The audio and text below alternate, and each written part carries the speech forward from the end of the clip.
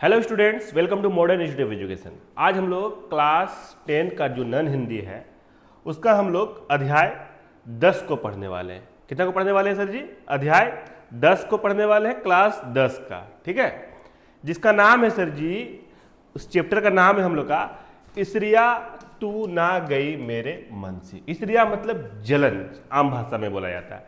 ठीक है, तो इससे पहले हम लोग 1 से लेके 9 चैप्टर तक का वीडियो बना चुके हैं। अगर आप लोग इस वीडियो को नहीं देखे तो मेरे चैनल के प्ले लिस्ट में जाकर पहले उस वीडियो को ध्यान से देख लीजिए, ध्यान समझ लीजिए, उसके बाद आप लोग इस वीडियो को देखिएगा। ठीक है, तो चलिए शुरुआत करते हैं। जो इस चैप्टर में हम लोग का मेन बात क्या दिया हुआ है, और इस चैप्टर में हम लोग क्या करेंगे, A to Z चीज को कवर कर लेंगे। जैसे जितना भी VVI पॉइंट है, क्वेश्चन आंसर है, जो किताब में क्वेश्चन आंसर दिया हुआ पार्ट से आगे जितना भी किताब में दिया हुआ वो सब तो कवर करेंगे ही। प्लस हम लोग क्या करेंगे, ऑब्जेक्टिव कवर करेंगे। जो आप लोग का 2026 एग्जाम में, जो 2026 एग्जाम का जो हम लोग यहाँ पे दिए हुए हैं, उसका तैयारी कैसे करना है, ऑब्जेक्टिव सिखाएंगे आप लोग को। इस चैप्टर से जितना भी मेन ऑब्जेक्टिव उसको दे देंगे। उसके बाद 2 नंबर वाला प्रश्न को आप लोग को दे देंगे, लघु उत्तरी जिसको हम लोग बोलते हैं, और 5 नंबर वाला प्रश्न को हम लोग दे देंगे जिसको हम लोग दीर्घ उत्तरी बोलते हैं। तो चलिए शुरू करते हैं बिना देरी किए। ठीक है, तो पहला टॉपिक हम लोग का आज की क्लास की टॉपिक है ना। आज की क्लास की टॉपिक हम लोग इस क्लास में क्या क्या सीखेंगे वो ध्यान समझेंगे। तो अध्याय का परिचय सीखेंगे। सबसे पहला स्लाइड में हम लोग का है अध्याय परिचय। ठीक है, तो अध्याय का जो नाम है वो है इसरिया तू ना गई मेरे मन से। ठीक है, इसका जो लेखक है, जो लिखे हैं, ये क्वेश्चन पूछता है बार बार एग्जाम में, उनका नाम है रामधारी सिंह दिनकर, जिनको आपको फोटो में भी देख पा रहे हैं। यही है कौन? रामधारी सिंह दिनकर। ध्यान में रखिएगा। इसका मुख्य विषय क्या क्या है, ध्यान समझेंगे। जीवन में आम मनोभाव इसरिया के कारण और असर। ठीक है, ये चीज हम लोग सीखेंगे। समाज में इसरियालु व्यक्ति की सोच व आचरण। ठीक है, इतना चीज को हम लोग सीखेंगे। ठीक है, तो चलिए शुरुआत करते हैं। हम लोग का दूसरा टॉपिक में है ना दूसरा पॉइंट में हम लोग का कहानी का सारांश। इस कहानी का सारांश हम लोग को लिखने बोलेगा। जो इसरिया तू ना गई मेरे मन से कहानी का सारांश लिखिए, तो आप लोग आराम से इसको लिख सकते हैं, है ना। मुख्य पात्र एक आम गृहस्थ जो आराम से जीवन जीता है ना। उसके पास सब सुख है, परिवार, पैसे, प्रतिष्ठा, खुशी, लेकिन फिर भी वह संतुष्ट नहीं है। उसे दूसरे के सुख देखकर जलन होती है ना। दूसरों के पास क्या है क्या नहीं है, इसकी चिंता उसे हमेशा परेशान करती रहती है। ठीक है, असली सुख दूसरों की हानि में नहीं बल्कि खुद के संतोष में है। ठीक है, तो ये हम लोग का ये आम जिंदगी की कहानी दिया हुआ है ना। आदमी दूसरे के पास पैसा हो गया तो आदमी जलने लगता है, ईर्ष्या होने लगता है। ठीक है, तो ध्यान समझना है। सबसे पहला टॉपिक, तीसरा नंबर हम जानेंगे ईर्ष्या क्या है। ईर्ष्या क्या है? ईर्ष्या का मतलब लालच, जलन, जो भी बोलिए, है ना।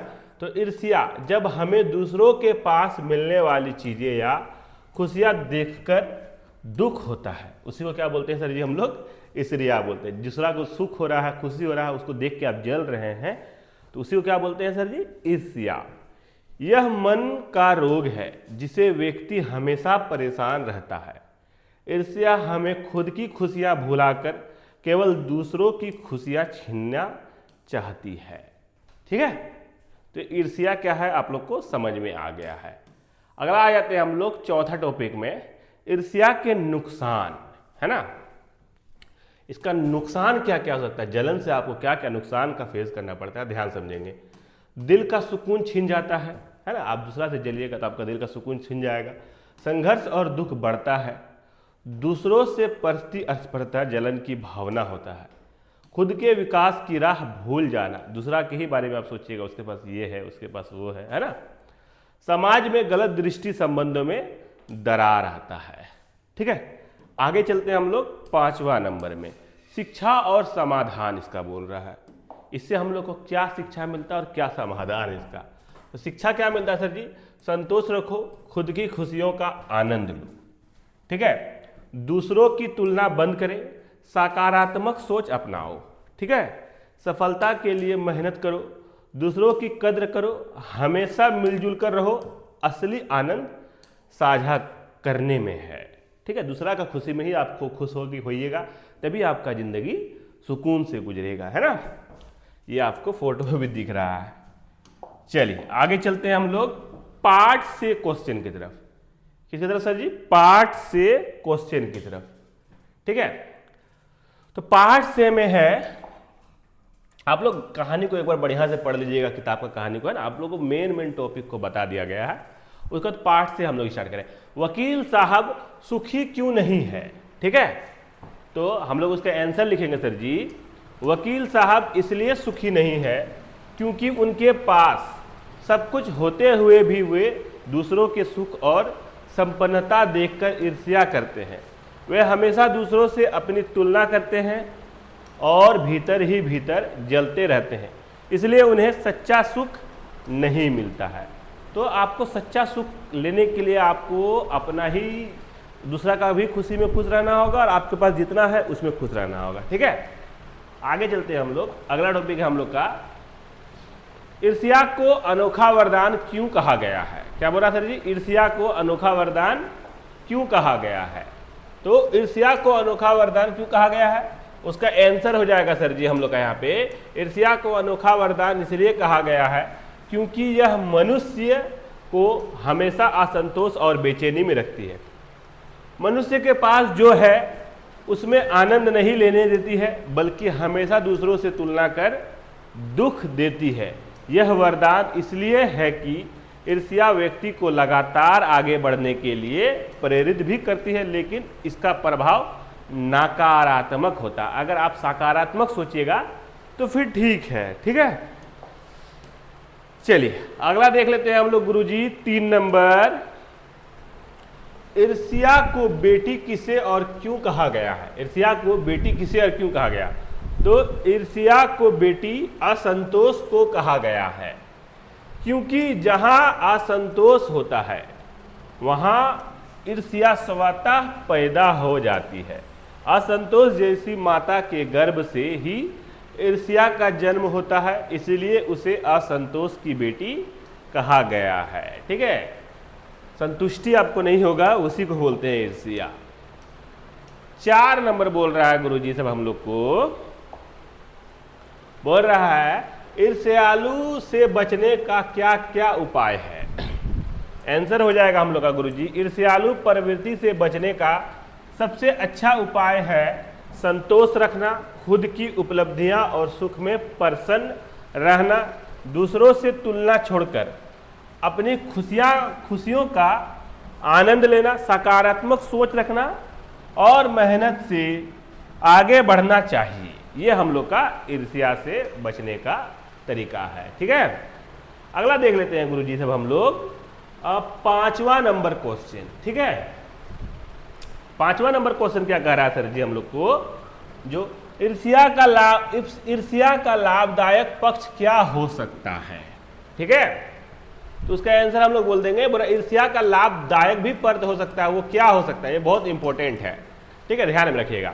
तो ईर्ष्या का लाभदायक पक्ष यह है कि अगर व्यक्ति इसका इस्तेमाल सकारात्मक रूप से करे तो यह खुद को आगे बढ़ाने, लक्ष्य पाने और सफलता अर्जित करने की प्रेरणा भी देती है। यदि हम ईर्ष्या को स्वस्थ प्रतिस्पर्धा में बदल दे तो यह विकास और तरक्की का कारण बन सकती है। तो आप लोग ये आंसर दे सकते हैं, ठीक है गुरुजी सब, आप लोग को समझ में आ रहा होगा, है ना। कोई भी दिक्कत होता है तो आप लोग जरूर कमेंट कीजिए, जो क्या प्रॉब्लम है ना, बताइए हमको। आगे हम लोग का पाठ से आगे को हम लोग देखेंगे। तो बोला नीचे दिए गए कथनों का अर्थ समझाइए।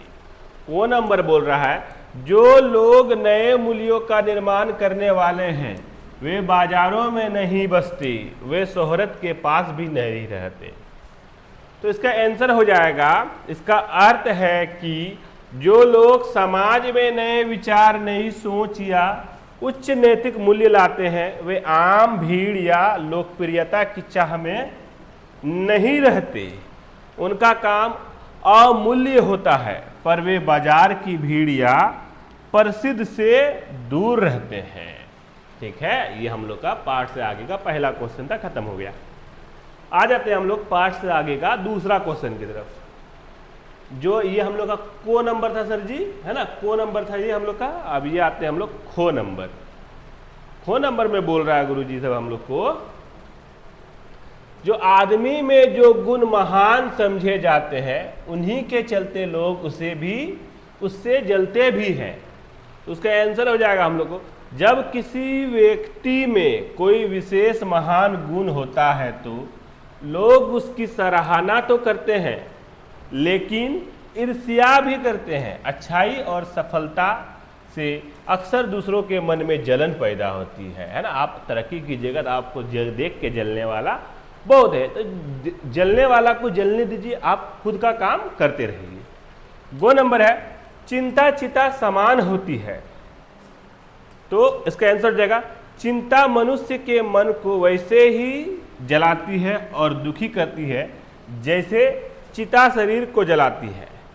चिंता जीवन को बर्बाद करने का कारण बनाती है। ठीक है, तो ये बोलना चाह रहा है जो आपको जितना है आपके पास में उतना में ही आप खुश रहिए, ज़्यादा आपको लालच या लोभ नहीं करना है, क्योंकि एक समय आएगा जब आपको सब कुछ छोड़ के जाना होगा, है ना। ऐसा भी नहीं है जो कुछ नहीं करना है, अरे जीवन जीने के लिए जितना है उतना काफ़ी है। ठीक है, 2 नंबर बोल रहा है गुरुजी सब हम लोग का। 2 नंबर बोल रहा, अपने जीवन की किसी ऐसी घटना के बारे में बताइए जब, को नंबर बोल रहा, किसी को आपसे ईर्ष्या हुई हो, या खो नंबर आपको किसी से ईर्ष्या हुई हो। अगर आपसे कोई जला है या आप किसी को देखकर जले हैं, वो पूछ रहा है। सबसे पहले जानेंगे आपको देखकर जला। तो एक बार परीक्षा में अच्छे अंक आने पर मेरे एक मित्र को मुझसे ईर्ष्या महसूस हुई थी। वह मेरे अंक देखकर थोड़ा दुखी और जलन महसूस कर रहा था। यह हमको कभी नहीं होता है, ठीक है। आपको किसी से ईर्ष्या हुई हो। उदाहरण, एक बार स्कूल में मेरे देश को पुरस्कार मिला, तब मुझे उससे थोड़ी ईर्ष्या हुई थी। मैं सोच रहा था कि मुझे भी इतना अच्छा पुरस्कार क्यों नहीं मिला, है ना। तो ये आंसर के लिए है, मेरे लिए नहीं है, ठीक है, इसको याद रखिएगा। अगला आ जाते हैं हम लोग 3 नंबर क्वेश्चन की तरफ। 3 नंबर क्वेश्चन है हम लोग का। 3 नंबर बोल रहा है क्या, जो अपने मन से ईर्ष्या का भाव निकालने के लिए क्या क्या करना चाहिए। तो उसका आंसर हो जाएगा गुरुजी सब हम लोग का, हमेशा संतोष रखना चाहिए और खुद की खुशियों का महत्व देना चाहिए। दूसरा हो जाएगा हम लोग, दूसरों से तुलना बंद करें और अपनी मेहनत तथा सफलता पर विश्वास रखें। 3 नंबर, सकारात्मक सोच अपनाएं और अपनी कमियों को सुधारने का प्रयास करें। चौथा हो जाएगा हम लोग का, मिलजुल कर रहना और दूसरों की खुशियों में खुश रहना चाहिए। 5वां हो जाएगा हम लोग का, अपने अंदर आत्मविश्वास और सहिष्णुता विकसित करें। सहिष्णुता विकसित करें मतलब सहने का आदत डालें। ठीक है गुरुजी सब। तो ये हम लोग का तीसरा नंबर पार्ट से आगे का जो खत्म हो गया। अब आ जाते हैं हम लोग चौथा नंबर। चौथा नंबर में क्या बोल रहा है गुरुजी सब, निम्नलिखित शब्दों का वाक्य में प्रयोग करें। मृदु भाषिनी, है ना। उसका आंसर, मेरी दीदी बहुत मृदु भाषिनी है, वह सभी से बहुत मीठा बोलती है ना। इसको वाक्य में प्रयोग करने बोला था। दूसरा है चिंता, तो परीक्षा के परिणाम की चिंता सब बच्चों को हो रही थी। तीसरा है वर्ड हम लोग का सुकर्म, सुकर्म करने से जीवन में सुख और शांति मिलती है। ठीक है।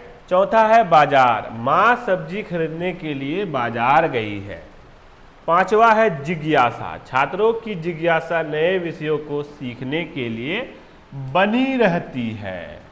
ठीक है, तो आप लोग को ये वाला टॉपिक समझ में आ गया होगा। ठीक है, आ जाते हैं हम लोग अब अगला टॉपिक में। तो यहाँ पे बोल रहा है अब हम लोग को, यहाँ से समझिएगा थोड़ा सा इंपॉर्टेंट वाला, ये आप लोग का एग्जाम की दृष्टि से ये हम लोग का ऑब्जेक्टिव स्टार्ट हो रहा है। ठीक है, 1 नंबर का जो आता है ऑब्जेक्टिव, 4 गो ऑप्शन मिलेगा, 100 गो ऑब्जेक्टिव मिलेगा आप लोग को, है ना। 100 गो ऑब्जेक्टिव मिलेगा, उसमें से आपको सिर्फ 50 गो बनाना है। तो हर चैप्टर से हम क्या कर रहे हैं, 10-10 गो ऑब्जेक्टिव, मेन वीवीआई ऑब्जेक्टिव दे दे रहे हैं जो इस चैप्टर से पूछ सकता है। ठीक है, तो ध्यान समझेंगे। पहला है, इसरिया तू ना गई मेरे मन से के लेखक कौन है। ये बहुत इंपॉर्टेंट है। इसका लेखक कौन है, ठीक है। तो साहित्य अकादमी, रामधारी सिंह दिनकर, हरिवंश राय बच्चन, सुमित्रानंद पंत। तो आप लोग को बताए थे हम रामधारी सिंह दिनकर, आप लोग को फोटो भी दिखाए थे उनका, ठीक है सूरज जी। तो यही बी नंबर हम लोग का आंसर हो जाएगा, ठीक है। नहीं समझ में आ रहा है तो यहाँ पर भी थोड़ा सा हम लिख दिए, ध्यान से देख लीजिएगा, ठीक है। अगला क्वेश्चन हम लोग का ऑब्जेक्टिव सर जी बोल रहा है क्या, तो वकील साहब क्यों दुखी हैं? गरीबी से, ईर्ष्या के कारण, एकाकीपन से, बीमार होने के कारण। तो किसके कारण होगा सर जी? ईर्ष्या के कारण। वकील साहब ही नहीं, बहुत सारा आदमी दुखी है ईर्ष्या के कारण, ठीक है। ईर्ष्या को दूर भगाइए। अगला है 3 नंबर गुरुजी सब हम लोग का, ईर्ष्या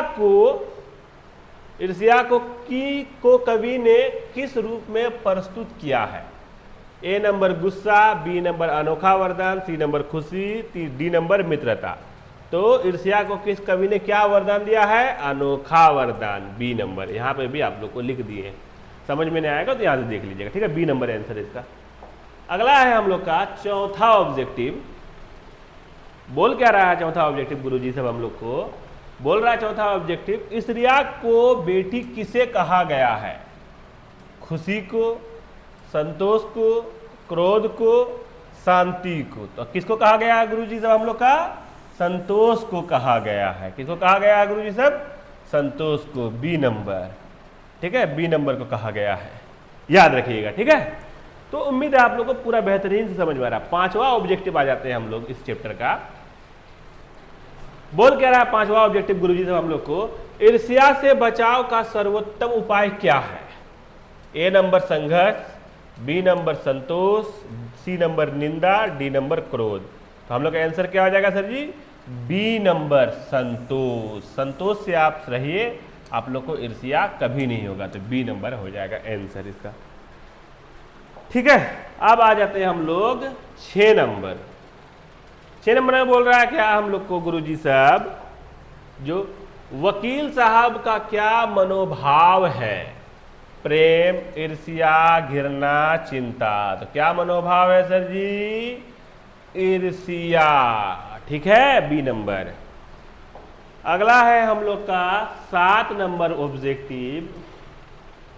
बोल रहा है क्या, कौन सी भावना वकील साहब के मन में नहीं है? संतोष, ईर्ष्या, चिंता, दुख। तो कौन सी भावना नहीं है सर जी? संतोष नहीं है, उनको ईर्ष्या है, ठीक है गुरुजी साहब। आ जाते हैं अब हम लोग 8 नंबर की तरफ। 8 नंबर में बोल रहा है हम लोग को, ईर्ष्या किससे नुकसान पहुंचाती है? ए नंबर केवल दूसरों को, केवल खुद को, खुद और दूसरों को, दोनों को, किसी को नहीं। तो उसका आंसर हो जाएगा खुद और दूसरों दोनों को पहुंचाती है ईर्ष्या। आप किसी से ईर्ष्या करेंगे तो दोनों के लिए खराबी है ना।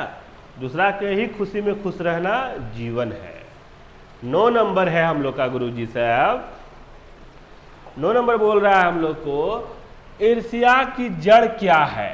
प्रेम, है ना, संतोष, असंतोष, संतोष, स्नेह। तो क्या है सर जी हम लोग का ईर्ष्या की जड़ क्या है? असंतोष, बी नंबर। यहां भी मार दिए हैं, जो प्रॉब्लम होगा तो आप लोग देख सकते हैं, ठीक है।